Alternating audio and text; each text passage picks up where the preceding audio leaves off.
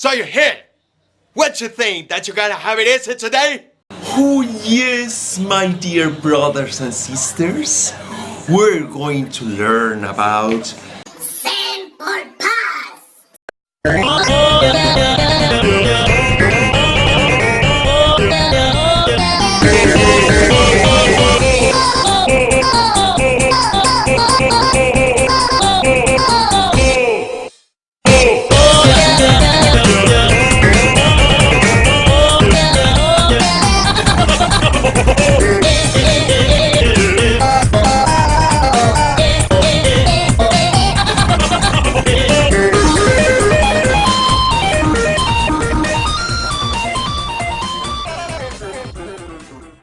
One of the most difficult chapters when studying English is precisely simple past, and you are about to know why. But let's take one step at a time, shall we? First off, what do we use simple past for? We use the simple past to express the idea that an action started and finished at a specific time in the past, and it usually comes with some common time expressions like the ones you are starting to see here, like in 1980, yesterday, last year, last month, ago, and last week. Alright, you bunch of frogs, pay attention! Here are the first examples so you can guess the goddamn difference. I saw Maria yesterday. Last week, the students took their spelling and vocabulary tests. They got married 2 years ago. Now tell me that you see the goddamn difference. No? Don't get on your face and give me 35 for every example that I gave you, because these actions are over.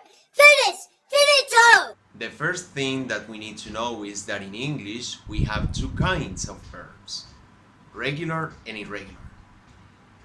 Take a look at these verbs right on my sides and tell me which ones are regular. If you tag this column as regular, Jesus, you have a keen eye and deserve what? 10 points, that's it. Alright, my dear brothers and sisters, here's where the hard part begins. Regular verbs are those ones which simple past and past participle ends in D, ED, or IED. And here are some examples. Now, do you believe in the power of grammar? Say it with me. I believe in the power of grammar. I believe in the power of grammar. Yes, my dear brothers and sisters. And what the bloody hell about irregular verbs? Keep in mind that they are the bad guys of the story, because they change completely to a simple past and past participle following no rules. And here are 3 examples so you can guess how unpredictable they are. Take a look at them. The thing is so mad that some irregular verbs change completely to simple past and past participle. Some others only change pronunciation and some others don't change at all. Examples of irregular verbs that change spelling and pronunciation: go, went, gone; fly, flew, flown; and take, took, taken. A good example of a verb that changes only pronunciation to simple past and past participle is read. Simple present is pronounced read, and the past and past participle are pronounced read. You see, only the spelling didn't change. Now we can see some verbs that don't change at all. They are set, bet, cut, hit, and put. Oh, my grammar! Now we're going with the structures of sentences, questions, short answers, and negative sentences.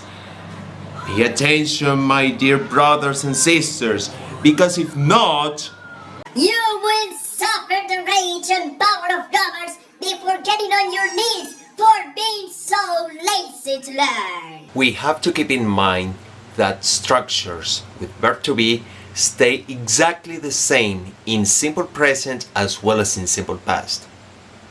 What? You don't believe me? Okay, take a look at this. With verb to be, the only thing that changes is verb to be itself, because the structures stay the same. It takes two forms in simple past.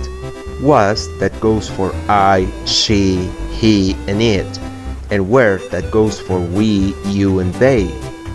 Affirmative sentences have subject, verb to be, and complement. For questions, we switch subject by verb to be, so the structure goes this way: verb to be, subject, and complement. For negative sentences, we only have to deny verb to be by changing it to was not or wasn't, or were not or weren't.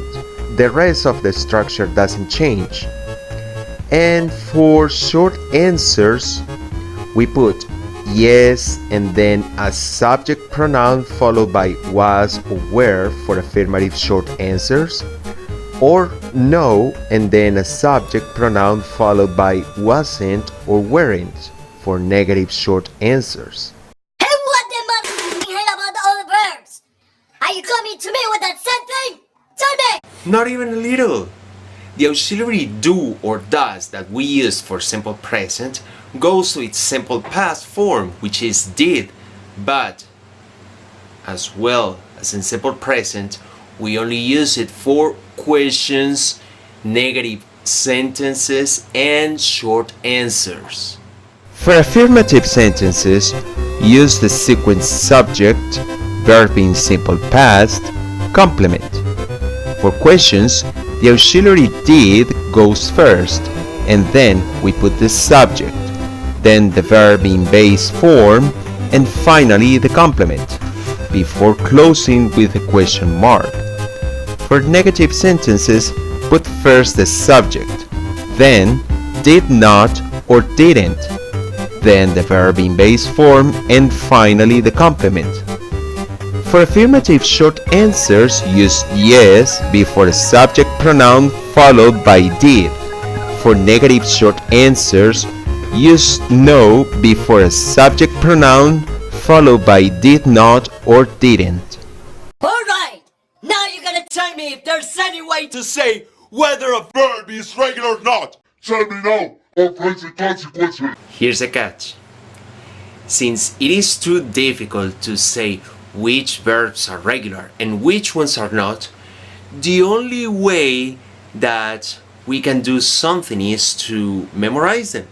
And keeping that in mind, there are lots and lots of tables of regular verbs and irregular verbs. But sooner or later, we're gonna have to put them right here in our minds. God damn it! That's a hell of a work ahead! But now you know what you're gonna do! Don't you? Don't you? So, my dear brothers and sisters, keep in mind that we have some particular structures for verb to be and some others for verbs different from to be. Now, tell me that you believe in the power of grammar, my dear brothers and sisters. Say it for heaven's sake. Okay, guys, I already told you that verbs must be memorized, right? So now we're gonna do something like Blaze and the Monster Machines, if you have watched it.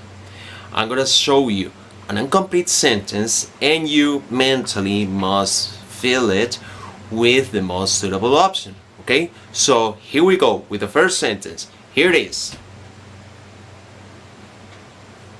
So which option goes in the blank? Send or sent? Very good, very good. The right option is sent, and it is an irregular verb. Now, here's the second sentence.